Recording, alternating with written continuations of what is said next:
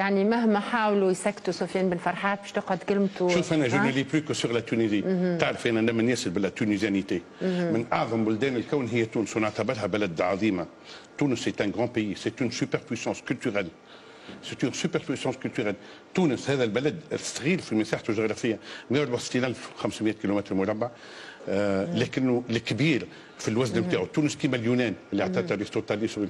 باش تفسروا انه تونس عطات سانت اوغسطين، عطات ابن خلدون. ابن خلدون يقعد مع السبعه الكبار الاكبر فلاسفه ومثقفين في التاريخ، يقعد مع ارسطوطاليس، يقعد مع بلاطون، يقعد مع سقراط، يقعد مع سبينوزا، يقعد مع كارل ماركس، يقعد مع هيجل، ويجي معاهم تونسي لابس برنوس وكشته وشاشيه حمراء وقرا في مسجد القبه، مسجد القبه في نهج بحثنا سيدي قضاء الحوائج نهج تربه البي اللي توا مبنى نتاع هذيك تونس. تونس اعطتها بالقاسم الشابي اللي الشعر نتاعو يكاد يكون وحي. تونس اعطت سانت اوغسطين.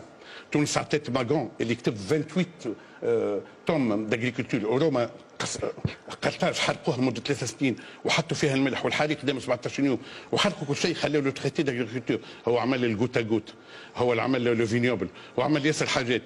تونس اللي اعطت المعز لدين الله الفاطمي اللي بناه معناها المعز لدين الله الفاطمي كيف اللي خلق قلب الاحبار في المهديه. تونس اللي اعطت المدرسه الاسلاميه السمحاء الحلوه ياسر نتاع سيدي علي بن زياد والامام صحنون.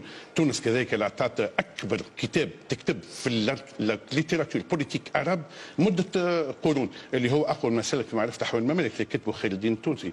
تونس اعطت الحبيب بورقيبه، انه اللي حقه حكم في الصين ولا في الهند. حق بورقيبه في بلاد اخرى كان يكون اقوى من نابليون بونابرت. بورقيبه وقت اللي ولا رئيس تونس فيها 3 ملايين ونص سكان.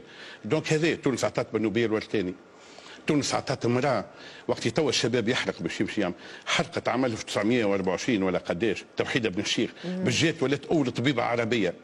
وتونس عطات اول محاميه واول قاضيه عربيه. عطات منوبيل والتاني رجال فرحانين قاعدين فرحانين مع يحتفلوا عام 1924 بنص كامل اتاتورك. جاتهم هي كما قال الاخر سافره بلاش سفساري، قالت لهم ونساوينهم وراس السدايه ما تنجموش توليوا رجال ما دام النساء نتاعكم متخبين في المخازن وراس السدايه. هذه تونس القيم نتاعها، واعطت هذا البلد العظيم اللي اتشرف بالانتماء اليه والانتماء اليه وحده. وفي محفل الامم التوانسه احنا نوصم اون سوبر بويسونس مهما عملوا، لانه اليوم الصراع بين قرطاج والقيروان والمهديه. تونس شوف اول عاصمه في التاريخ شنو هي؟ قفصه. لا الكابسيان توا تفل في اليابان ولا تفل في النرويج ولا جنوب افريقيا اول ما نقريو قفصه. من بعد قفصه للكابسيان اللي اسست للتاريخ شنو جاء؟ جات اوتيك 1100 قبل الميلاد عاصمه، ثم بعد اوتيك شنو وين جاو؟ قرطاج كانت عاصمه، ومن بعد قرطاج وين جاوا العرب الفاتحين العباد السبعه فتحوا تونس في صبيطله. ومن بعد صبيطله وين مشاو؟